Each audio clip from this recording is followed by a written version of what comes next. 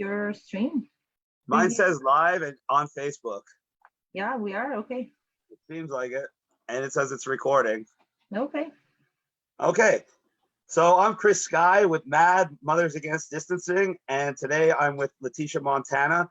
The biggest thing on our agenda right now is these mandatory masks. That's going to go, it's going to become law on July 7th. And Letitia went to the hospital today and she challenged that mandatory mask policy, like very brave video that's went viral on Twitter since. Please tell us about your day. Yeah, guys. So in fact, it happened last night. It might have been around 12 a.m. last night. My little guy earlier in the day accidentally closed the car door on me, and as a result, I thought I had a broken finger because I couldn't bend my middle finger from my left hand. So I figured, you know what? I know it's late, but just in case it's broken, I'm gonna go get it checked out. So I went to the closest hospital to me, which is St. Joseph's Hospital in Toronto. And I walked in as usual, and you know, of course, I saw the social distancing signs and so on. I get called by the welcome nurse. I get called up, and she gives me a mask, and she tells me they're gonna make you wear it. I'm like, okay. She gave me a number. I went ahead, sat in the the first emergency area, and then within less than a minute, my number gets called up, which is super unusual. As you guys know, any one of you who has been to an emergency room in Ontario, the wait times were 4 hours plus prior to COVID. You guys know how long you would have to wait to be seen in the emergency department. So anyway, I got called up. I went there, and as soon as I approached the triage nurse, who was of course behind the screen and wearing her mask, that's when she tells me that you're gonna have to put a mask on. I'm like, really? Why? Ministry of Health policy. I'm like, really? And that's when I pulled out my camera and I recorded that 30-second video that has since gone amazingly viral on Twitter. 3 million, over 3 million views last time I checked. 3 million views in literally 24 hours. So and you were the #1 trend on Twitter. Letitia was the #1 trend on Twitter. That shot is amazing. I wish I could say I'm flattered, but I posted that video with a hashtag Film Your Hospital. As some of us who are in the truth movement know, that hashtag was originally started because we were being told by the mainstream media that the hospitals were overwhelmed.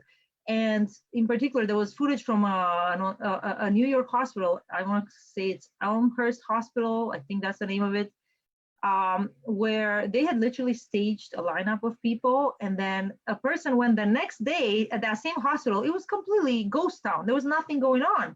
So that's how that hashtag got started, Film Your Hospital. Now, what I think has happened since then is that the hashtag has gotten red flagged, so to speak, by some extremist groups. So my Twitter posts and video have gotten essentially hacked, if you could say so, by all these social justice warriors. And unfortunately, to my surprise, I mean, 95% of the comments I'm getting are highly negative, calling me a Karen. So even the term Karen, as some of you know, some of us who have been who've done our own research and have figured out that this is not nearly as bad of a virus as we've been told by the mainstream media. Some of us in the movement, and I think how that whole thing started is because there was a person by the name of Karen who almost visually attacked somebody for not wearing a mask. That's right.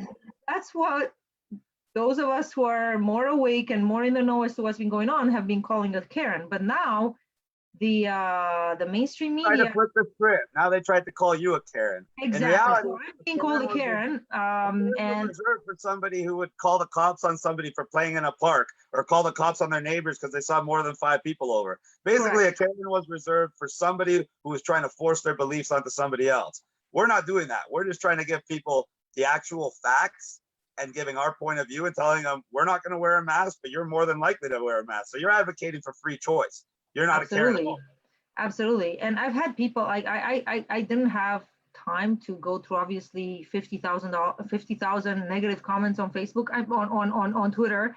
there are some there are some people that are, you know, standing up for me and saying, well, this is not right. You're being denied healthcare in a country that is supposed to have a public healthcare system. So this is, you know, that is why I started recording, and it's not because I had any intention of shaming the healthcare workers, because I've been accused, oh, how dare you shame the healthcare workers who are putting their lives on the line. That was not my intention at all. My offense was with being told that I have to wear a mask, so I have to put something on my body that, according to my own research, not only is uncomfortable and hard to breathe with on a hot summer day, but it's actually harmful to your health. Many of us have done the research on that, and masks are actually they reduce your oxygen intake. Within seconds, there can be a drop in your oxygen intake, which who knows what kind of long-term consequences will have on my health. If people choose to wear a mask for their work, that's their prerogative. I would rather be safe and not put that on. Thank you very much, right?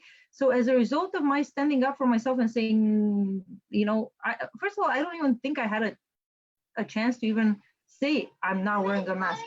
Just decline the call. Press red, my love. I'm getting so many hate calls right now.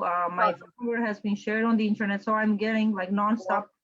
I wanted to talk quickly. The number 2 trend on Twitter was COVIDiots. Right. And COVIDiots are supposedly people like us who Correct. simply don't swallow the mainstream narrative and Yeah. don't do whatever the government tells them. In reality, the COVIDiots are them that are just doing what they're told without doing their research.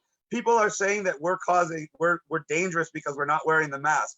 But That's I right. have some actual facts here that we need to read to people, and these are from either the New England Journal of Medicine or PubMed, and these are 2 of the most highly respected international peer-reviewed medical journals in the world.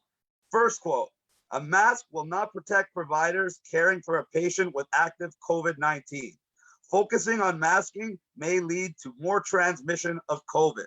Number 1. Number 2, there is little evidence to support the use of masks as a form of protection from infection.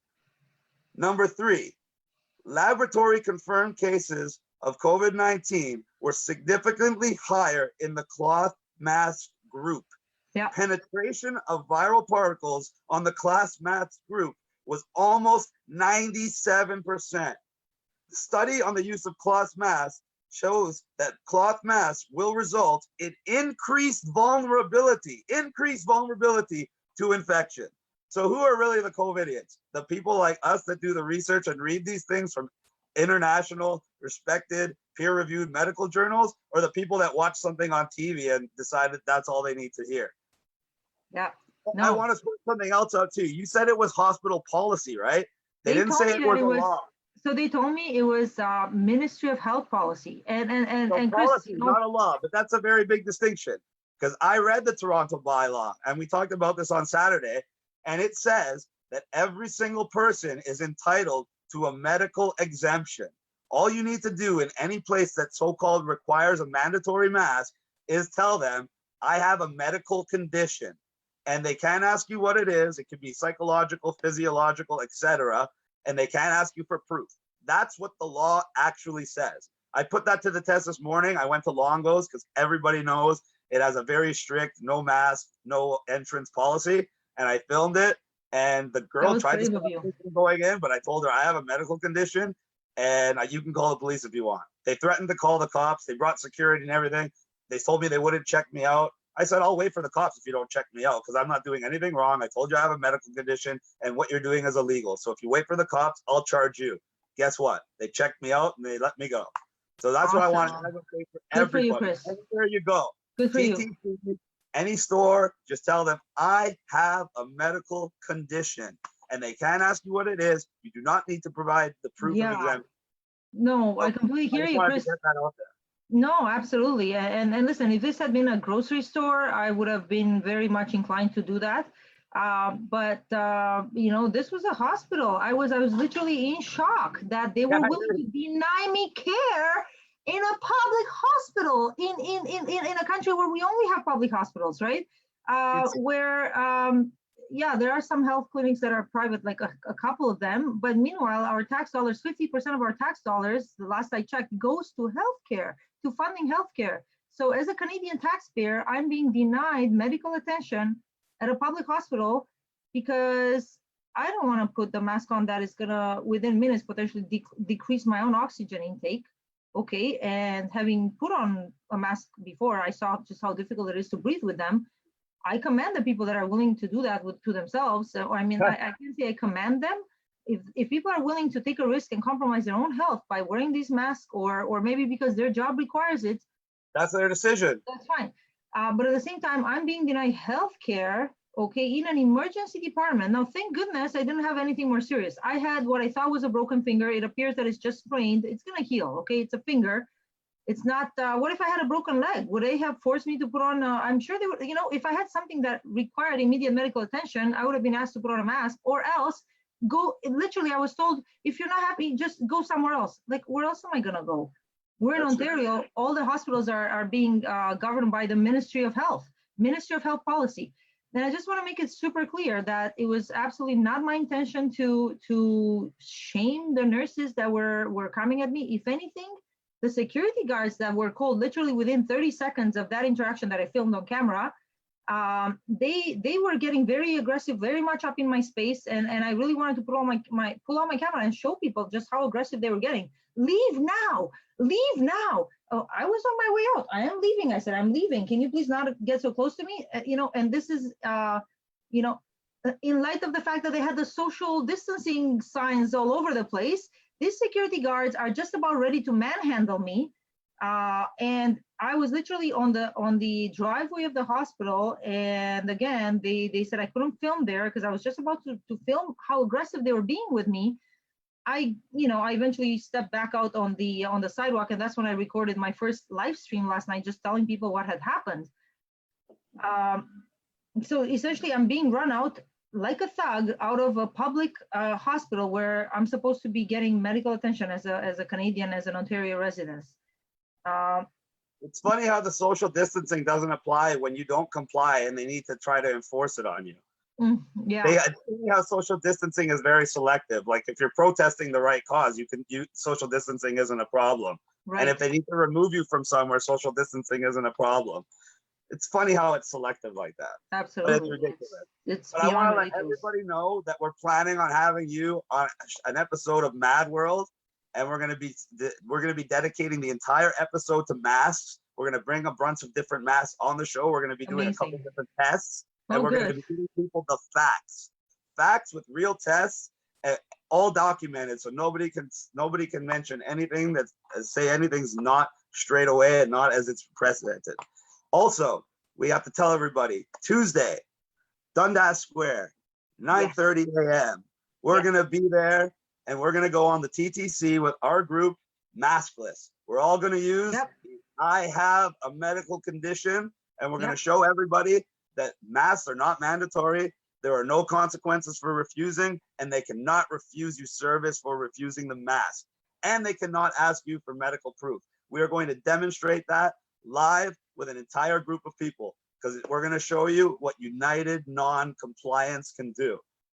If you have to add anything else, please. Otherwise, I think this was great. And I can't wait for Tuesday, and I can't wait to filming Mad World. No, I really, really appreciate all your efforts, Chris, in just awakening the masses and telling people, just reminding people of what our rights are, because so many people feel, first of all, the issue is so many people, and the reason I'm getting so much hate on Twitter is because people have unfortunately believed the mainstream narratives without questioning. They literally watch the television or watch CBC and just all the mainstream channels, all the mainstream news sources, and they are seriously believing all of this. Meanwhile, Toronto Public Health on tweets has come out clean and said that even if somebody died with COVID, but not of COVID, they're still being listed as having died of COVID. So in other words, they could have had a ton of other pre-existing conditions, but if they also happen to test positive, or if they were determined to test positive, or determined that they have been exposed to COVID, or even it's just ridiculous. Like, dude, they didn't test for COVID. They could just assume you had COVID. That's right. Yeah. Listed as with COVID, and then you could die from heart attack with assumed COVID, and they would still list it as a COVID death. Correct. I mean, Toronto Public Health admitted this in a tweet, and most people just went right over their head, and they're like, "Oh, so what if they're recording heart attack, stroke, cancer deaths as actual COVID deaths?" Yeah. It's ridiculous. Yeah. It's pumping up the numbers. That's why we see in China with 1.3 billion people, they had like a total of 4,600 COVID deaths. But in the United States, we're approaching almost 170,000. Oh, because of the way they're classifying them. Absolutely, absolutely. And I just want to say one last thing. Some of the things. So people have tried to shame me professionally, trying to tell me that, oh, I'm never gonna get any business again, and you've just ruined your career. I'm an insurance broker. You know what? What I say to that is, if people don't want to do business with me, that's fine. They can take their business elsewhere. And if people want to remain in my life in whatever capacity, they're welcome to remain in my life, even if they're haters. At the end of the day, I really don't care. At the end of the day, I know I did the right thing. I sincerely felt that I was subjected to an injustice by being denied health care in our great country, where we all pay taxes so that we have access to health care. If we had a parallel private system where I could go next door, it would be a different story. But we have been denied that for the longest time. We're being told, no, it's only socialized healthcare. So do what you're told, and if you don't, then go fix your own health issues. Don't come here. Well, I can confirm what you did. I can confirm what you did was brave. It was courageous. It showed your strength and integrity. So anybody who wouldn't want to do business with you is ridiculous.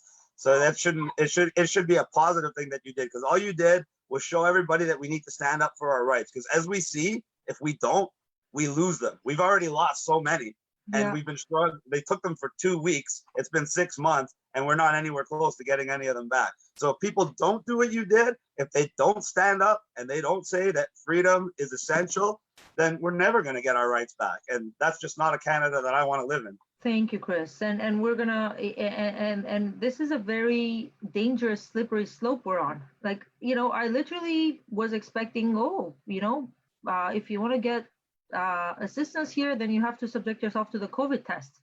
But they didn't even have to go that far. They literally said, no mask, no service, go away. And they had 3 burly security guards escorting my son and I out of the hospital.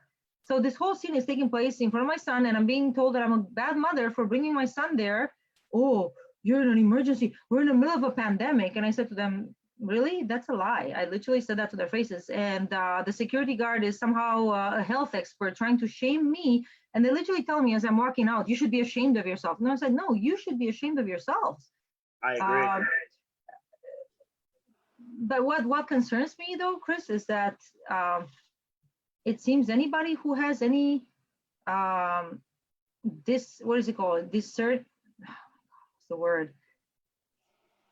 Anybody that's going against the narrative is getting right.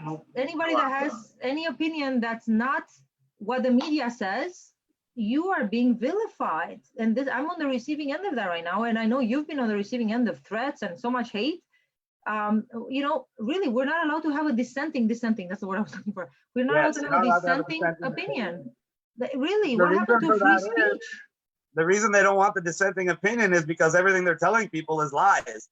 All they're feeding people through the TV is lies. So if people are making their decisions based off of lies, they're making ignorant decisions. And that's why everybody's walking around afraid and doing exactly what they're told, because they don't know any better. So they have to try to shame us like that, because we're going around and telling people, going around and telling people the truth. Yeah, we are a danger to them. We are a danger. Like our speaking out threatens their entire narrative. And if more people actually did their own research, because thank goodness there are independent researchers that have really put hours and hours, like I'm thinking Corbett Report, Amazing Polly, those are just 2 channels on YouTube that, thank God, they've done so much work in exposing the agenda and exposing what's really going on. You've all had the time to do your own research and not just believe the propaganda that's being fed to you day in and day out on the mainstream channels. Turn off the TV. Mm-hmm. People need to turn off their TV. Oh, absolutely. I mean, there's that meme going around, like, the way to get rid of COVID, just throw off your TV. But they're actually fact checking that meme and taking it down and saying that it's spreading harmful information and could endanger people. I swear to you. Wow. My wife posted it on Instagram and they took it down. Wow. Yeah. I'm just a joke about throwing away. Wow, they literally took that down off of Instagram. Down. No, Instagram is owned by Facebook, and with that said, our days on Facebook are numbered, unfortunately, because anybody who's speaking any truth, they're getting their posts removed, they're getting shadow banned. That's why we're using other platforms. That's why we're starting Mad World, the web series, because that's going to be able to hit millions and millions of people, even with Facebook banning it, even if YouTube tries to ban it. That's the idea. We need to set up an Amazing. independent platform where we can spread awareness and truth to educate the masses. Because once Amazing. they're given the right information, the true information, I truly believe that enough people will make the right decisions and we'll be able to stop this before it begins. I can only hope so, Chris. The least we can do is try. Least we can do is try, because once your eyes are opened, silence is consent, my friends. If you don't speak out, if you don't use your voice in whatever capacity you can, I'm sorry, but you're just part of the problem. You're silently consenting. Hmm? If you know better and you don't say anything, you're an enabler. Yeah. It's everybody's responsibility once you're awake to wake up others. Yeah, I agree with you, my friend, and I really appreciate everything you've been doing and your courage and your stand for what is right and for humanity. We need more men like you in this world. We do, and I still have faith in humanity, despite the fact, like, it does seem like it's almost I can't say a pointless battle, but when 95% of the comments I'm getting are hate, I'm like, Dios mío, I really thought we would do better than this, I thought people were more awake, but we have our work cut out for us, but we're gonna get there. Yeah, exactly. We got our work cut out for us. Yeah, exactly. For me, it doesn't feel like a choice. Like, and again, as much as people may try to shame me or tell me that I'm ruining my professional reputation and all this, my dear, what kind of world are we gonna have, and what kind of world are we leaving our children? I really can't be bothered to think about, oh, how I look and that people are talking bad things about me. There are bigger things at play. This is we're talking about what world we are leaving our children, and if we do not say anything, if we don't fight back against this so-called new normal, just going to be the normal. I know we can't let that happen. I'm not going to stand for it. I'm not going to let that happen, not on my watch. As long as I'm alive, I will keep speaking out, and I can only hope and pray that more people do awake and take their own stand, and as you have, and as so many of our friends. And I am very grateful, by the way, to all my new Facebook friends from the freedom movement who have come to my defense, and who are taking a stand for truth, for justice, for freaking common sense, So thank you all, bless you all, and let's keep standing for what is right, Thank you so much, Leticia. I hope that everything keeps going good for you. By the time we make our next viral video, hopefully at least 10 or 15% of the comments are a lot more positive. Then we know we've made headway. I hope so too, amigo. Thank you so much. Thank you. Okay. Always a pleasure. I'll see you on Tuesday, 2 days. Yes. See you then. Bye for now. Take care.